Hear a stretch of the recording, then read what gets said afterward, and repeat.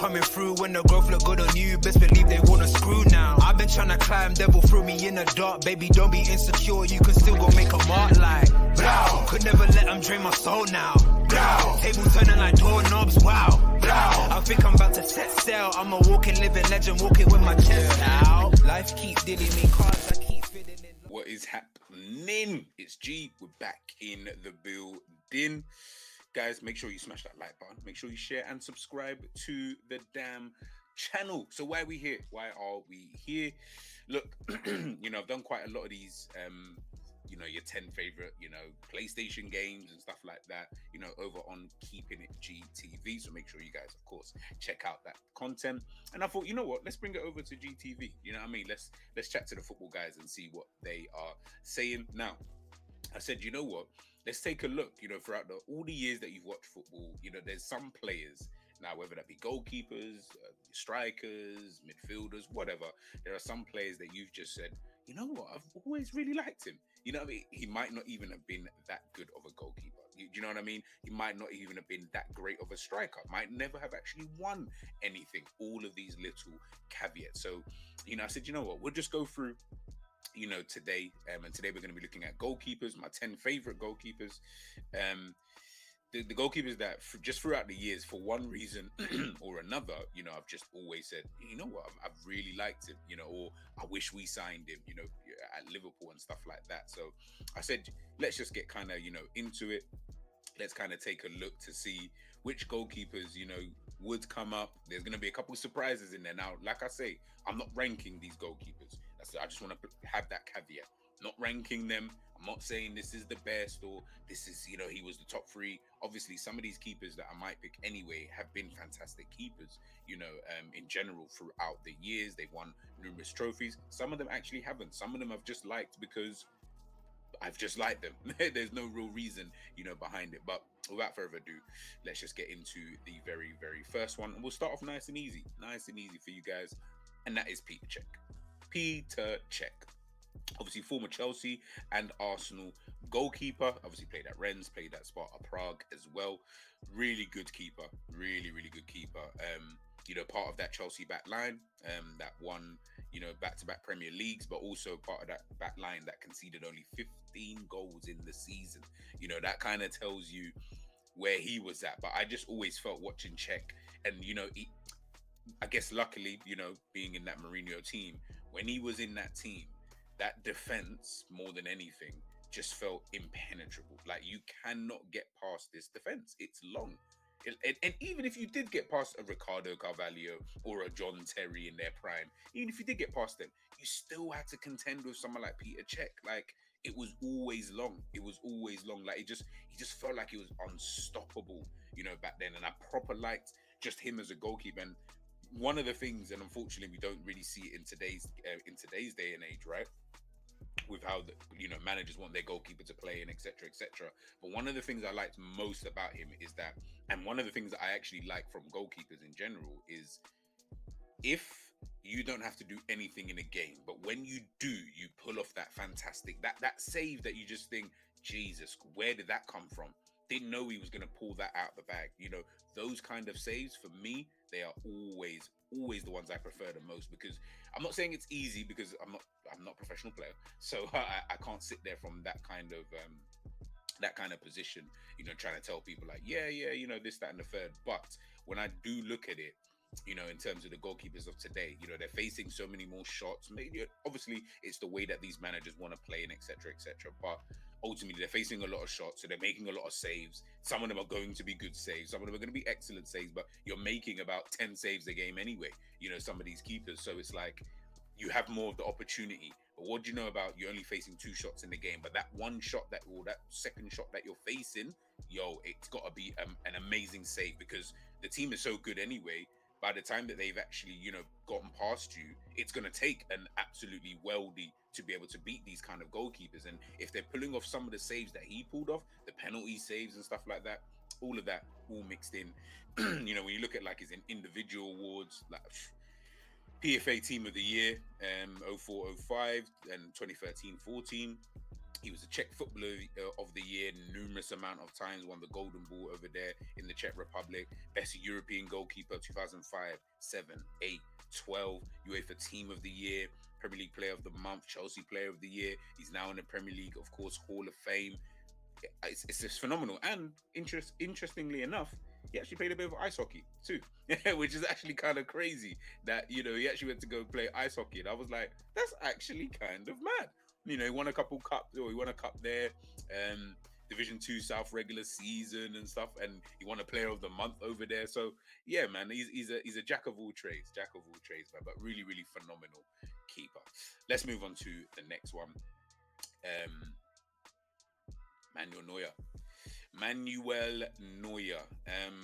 Probably the goalkeeper that changed. And when we're talking about how goalkeepers play now, he's the reason. He's the reason why. Yeah, and of course, Pep Guardiola being the main orchestrator of all of this.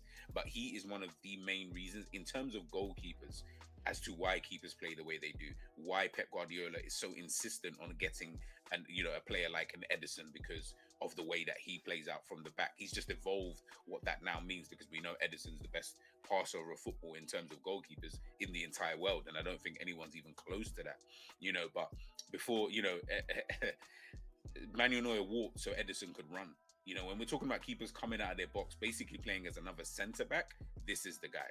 This is literally the guy. But on top of that, we are also talking about a keeper who was actually really, really, really, really good. And I proper enjoyed. I think, obviously, of course, like I said, Pep Guardiola playing a major factor in that. But I just enjoyed the way that he was just so different. He was so daring, in terms of the way that he played, and he never seemed like, maybe of course you've got the manager's trust to be able to do some of the things that he did, but some of the things that he did actually do, I'm like, yeah, that takes some guts for you to come out of your goal and dribble past players here and there and stuff like that. It takes guts to do, right? So yeah, have to big up Manuel Neuer. Of course, Germany legend, Bayern Munich legend, won numerous trophies with Bayern Munich. He's been UEFA Champions League final man of the match. He's in the squad of the season. He's in the FIFA World Cup, all-star team. He's got a World Cup. He's got a Golden Glove at the World Cup. He's in the World Cup all-star team, the World Cup Dream Team. Football of the Year in Germany twice. Germany National Team Player of the Year. He's won that. World's best goalkeeper. Won that numerous times. World's best goalkeeper of the decade from 2011 to 2020. It was Manuel Neuer. I'm promising you right now. Literally, he was like a pioneer. Like him, that's the way I look at him anyways. I just look at him and think, this brother's actually a pioneer. He actually walked so some of you guys could run and get tackled and the other team to score a goal. But trust me, he was honestly the guy, man. Really, really good goalkeeper. I've always really liked him, man. Let's move on to the next one. Throwback, David Seaman. David Seaman. I know some people are thinking Seaman, but I've always felt he was a decent keeper. Didn't think he was like the best. Obviously, unfortunately, he was around in an era where Peter Schmeichel was there and Manchester United were doing their thing and etc. etc. But I've always felt he was a decent keeper. Always looked at him and thought, you know what? I wouldn't mind him. For England, pretty decent. I know we all remember him getting lobbed. Unfortunately, I remember I was in school. I remember I was in primary school when I saw that game and that goal. Him getting lobbed by Ronaldinho in the World Cup. And I always remember thinking, not Seaman. Not to Seaman, do you know what I mean? And that probably put me more onto looking at these players with more stars in my eyes, because I was like, I thought Seaman was a good keeper, but he's getting lobbed from Kuwait. So if that's happening to him, yeah, these guys must be really something. Of course, they went on to do their thing, but yeah, David Seaman, obviously formerly of Arsenal. Fantastic keeper. Played for Manchester City for one season, which is actually hilarious. In fact, it's so hilarious because the season that he played for Manchester City, I believe that's the season that Arsenal went unbeaten, which is hilarious. Like, he left just before they went unbeaten. That in itself is quite crazy. But won the Premier League 3 times, or first, if you want to say the first division. He's also got that FA Cup, League Cup. So in terms of England, domestically, he was really, really good. Arsenal's only European Cup winners trophy, he was of course a part of that. He was in the UEFA European Championship team of the tournament in '96 with England. We know that was a decent tournament for England. PFA Team of the Year twice. Premier League 10 season award as well. Goalkeeper with most clean sheets, 130. Most clean sheets in the Premier League, 1993, 94, 98, 99. He's got a good little repertoire behind him, and I can't lie. But he was just generally, I always felt, and I liked Arsenal back in the day. Watching them, I always felt you've got a good keeper behind. And again, not on, I don't think he's on the levels of like a Peter Cech or Manuel Neuer. Of course not. Like they're levels above him. But when you've got Tony Adams, Steve Bold, or Nigel Winterburn, Lee Dixon, and all of these kind of guys, right, in your team, if you're able to get past that kind of back line, you still need to have a decent enough keeper behind you, and he definitely fit that kind of mold. So yeah, man, I would definitely go for him. Let's go to the next one. In another interesting choice, Carlo Cudicini. I don't know what it was. I don't know if it was just his name. I don't know if it was just... I don't know. I really, really don't know. But something about Carlo Cudicini, especially when he was at Chelsea, of course, that's where we're going to know him from, right? When he was at Chelsea, and this is just, obviously he was there before the whole money era kind of came in, and of course Peter Cech coming in, then taking his place, was a little bit deep because I always thought he was a good keeper. Always thought he was a good keeper. Good shot stopper. I don't remember how tall he was, but on TV he looked small. On TV he looked kind of short, you know what I mean, for a goalkeeper anyway. But he just looked like he was another really, really, good goalkeeper. And he's got a bit of pedigree. Obviously, technically a part of the teams that and squads that won, the Premier League. With Chelsea, didn't play that many games in those seasons, of course. And you can see it's crazy because 03-04 he played 40 games in all competition. The next season, obviously, that's the season they get in Mourinho, who went down to 11, then 12, 11, 19, and then 4 in 08-09. And then, of course, he moved on to Tottenham, where, again, we have a bit part kind of player there. But, of course, we're going to remember him for his time at Chelsea. He's still got his awards, still got his kind of things, Serie A champion, UEFA Champions League runner-up as well. So, yeah, man, like, I feel like he's a keeper who, obviously, he would have wished to be able to be that number one at Chelsea when they were dominant, and I felt he deserved it. But of course, I've got Peter Cech in there for a reason, right? Peter Cech was so phenomenal. That's hindsight, though. That's looking back on things now. I'm saying, oh yeah, that was a good choice. But at the time, I remember thinking, really, you brought out Cech? And this is the time. There's no social media. I can't go online and I'm not going on YouTube to try and check out clips of Peter Cech, like a goalkeeper. Like, it's never gonna happen. No one's doing that. So the reality is, didn't know nothing about this guy. Obviously, Jose Mourinho did at the time, and it worked out for them. But I thought he was always a very, very good goalkeeper. Next up, we have got Sander Westerveld. Yo, big up to my Liverpool gang in the building. I don't know what it was about this guy. I honestly don't know what it was. Maybe, and I do mean maybe it was just a case of, because he was there during the period where we won the treble, he was the goalkeeper, League Cup, FA Cup, and the UEFA Cup it was called at the time. Maybe that was the reason why. Like, he's just synonymous with that period. Obviously, joining Liverpool in 1999, left in 2002. Then moved on to Real Sociedad, played quite a few games there as well, stayed there for 3 seasons. But when he was at Liverpool, just during that period, remember, Liverpool fans, you already know, like, the kind of keepers that we were having, I wasn't really feeling them. You know what I mean? Like David James and all of that, like that. It was kind of all higgy, as it was with Liverpool. So when he kind of come in, again, 1999, he's coming in. So I'm definitely not going on any site to find out who this keeper is. I'm just turning up like everyone else at preseason, which is probably the way football kind of should be. Turning up at preseason, seeing them play preseason friendlies, and he's in goal, and etc. But I just felt he was a good keeper.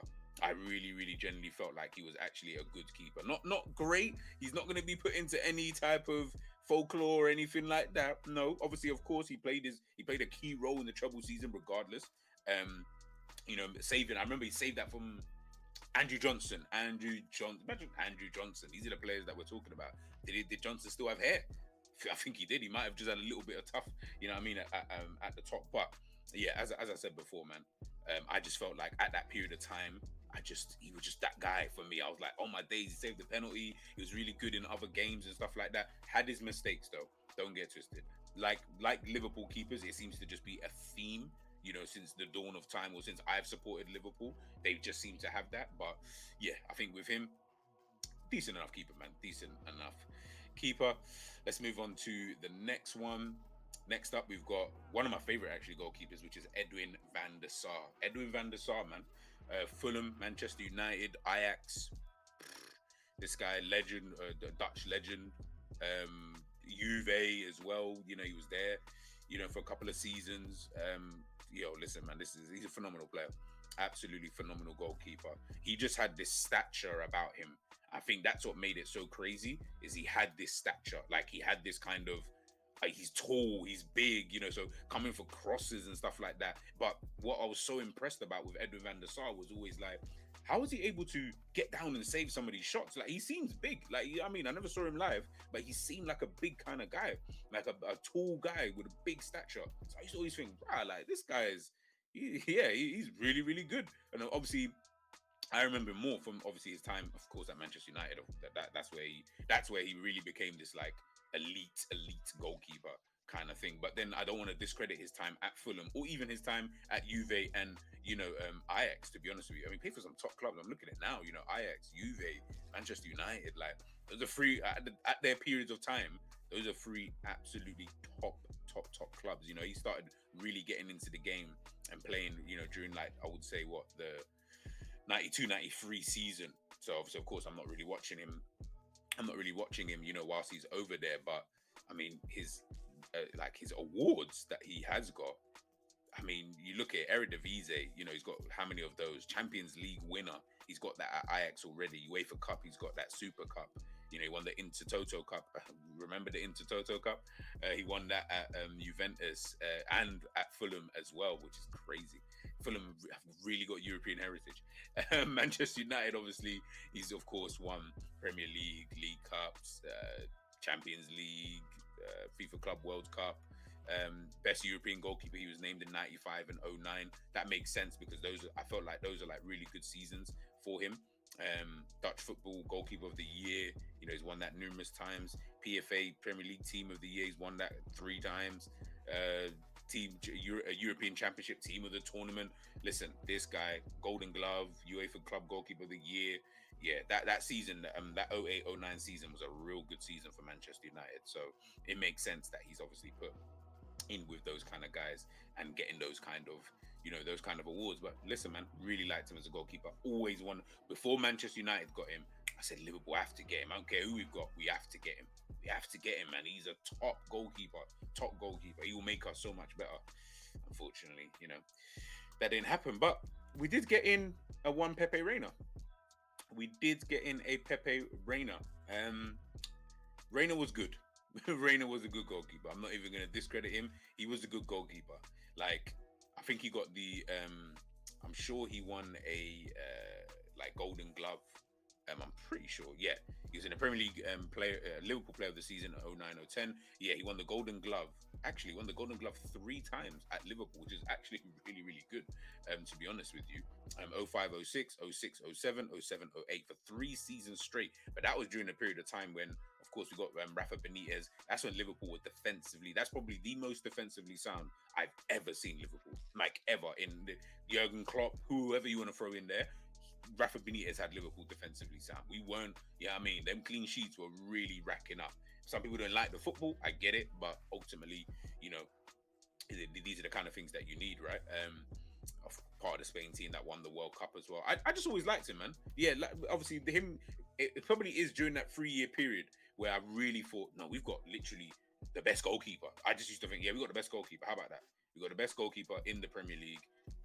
I don't care about no one else. Peter Cech and all of these guys. I think Cech had his injury at this point, but I felt like that it just felt like he was the number one, undisputed, to the point where even when we get to 2010, of course, during by that kind of period of time, again, he's been there a while, and we know he's got mistakes in him and stuff like that. And the mistakes started and the older he kept getting, and the more seasons went by, it's like the mistakes, you just started to see them more and more, and it started to frustrate me because I was like, he's actually a dope goalkeeper. Do you get what I'm trying to say? But you know, I even felt like 2010, maybe he could start in goal, but come on, man, you got Casillas, Victor Valdez, and all these kind of guys. It's never gonna happen, right? But like I said, really, really good goalkeeper, really, really good keeper. Next up, we have got Edison. Edison. I don't really know what more to say. If we're talking new age goalkeepers, of course, alongside Emmanuel Neuer, this guy has everything. Like, and when I say has everything, I don't think if you were like, and I know people are gonna say, what about Allison? When I think about it, you've got a keeper who can literally do everything, and he's good at doing everything. He's got one thing he's really excellent at, which is passing. So of course, for a goalkeeper, you're like, does that, you know what I mean? I want my goalkeeper to be able to be a goalkeeper, but he's good at doing that as well. And as I mentioned, of course, the passing is second to none. To be honest with you, you know, he plays like Manuel Neuer. They play like this kind of centre back. Always liked, you know, his kind of style of play, his confidence. And again, like I said before, with like Emmanuel Neuer, it does help when you've got a manager like Pep Guardiola who's able to just give you that trust to be able to do these kind of things. It helps massively. So yeah, definitely keep, like, if we're talking about keeper now, he's one of my favorite goalkeepers now. Yeah, everything he does, I'm just like, yeah.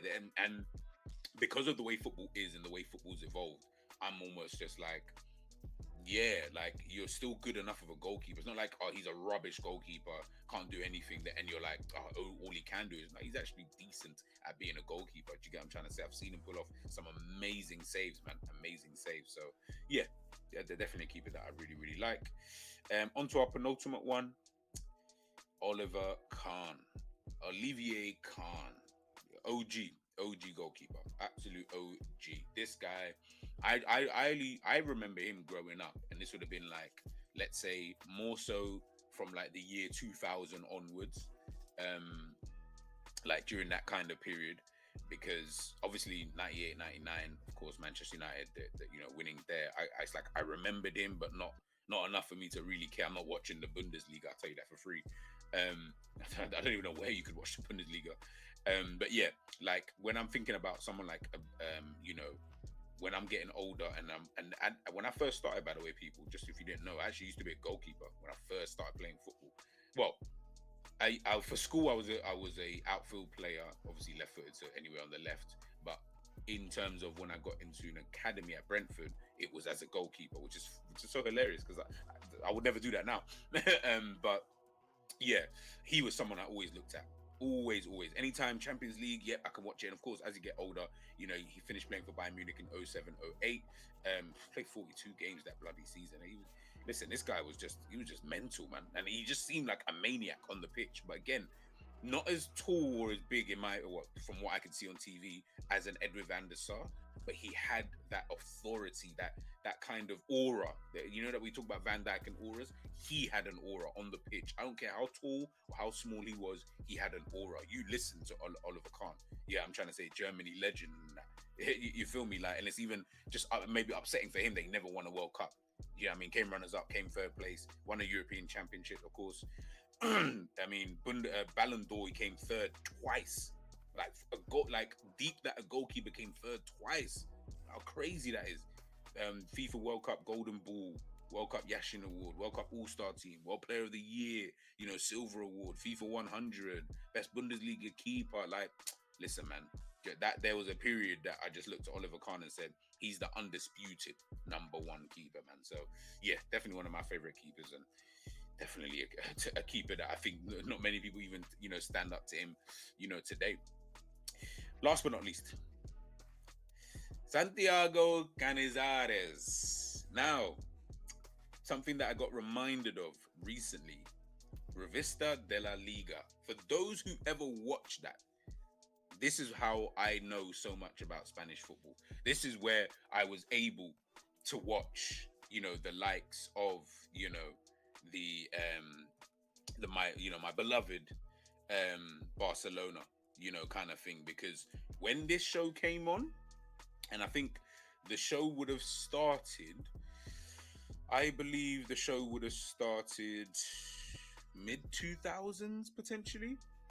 Yeah, potentially. Can't remember. Yeah, I want to say mid 2000s, but again, people in the chat, you of course you'll kind of let me know in regards to that. But yeah, either way, when I started watching that, I just remember thinking, yeah, this show is serious. Like, this show is actually serious. to be honest with you. And it showed me such a different light. Of course, looking at someone like a Santiago Canizares, I always thought, anytime I watched him for Valencia, I just thought, nah, this keeper is sick. The blonde hair and that as well. Like, he just seemed like a really, really good goalkeeper, you know, for Spain anyway, or Spanish goalkeeper, should I say. You know, really, really good goalkeeper. Really someone that I looked at and thought, you know what, actually, maybe, do you know what I mean? Maybe this might be a goalkeeper who can go on to become one of the great ones. If I'm being totally honest with you, always felt like that. But you know, time obviously moves on. Won the La Liga twice with Valencia.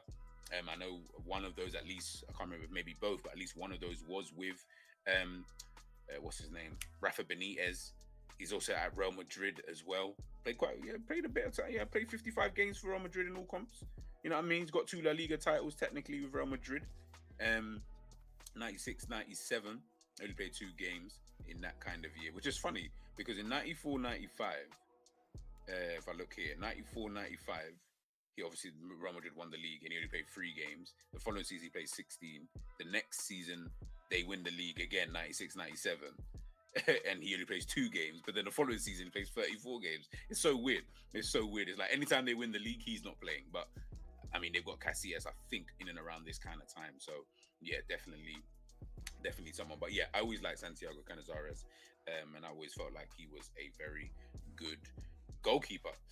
But guys, that is the end of it. That is the end of my 10 favorite goalkeepers. Please let me know in the comment section who your 10 favorite goalkeepers were of all time. It could be anybody, whether you're young, old, whatever. I don't care. Just list your 10 in the comment section, please. And also make sure you smash a like. And one thing as well, if you could, just share this out, people. You know what I mean? Just share it to your granddad. Share it to your mum who loves football, your auntie, your uncle, whoever. Just make sure you share this out and get them to also let me know who, you know, and you guys can sit back and just kind of revel in the nostalgia. That more than anything, you know, that more than anything. But big up to everybody who's watched this video. I'm G, 10 favorite goalkeepers, done and dusted. We'll be back tomorrow with, I believe we are going straight. We'll go to fullbacks. We'll go to defenders, actually. We'll go to defenders. So make sure you guys stay tuned for that. I'm out, people.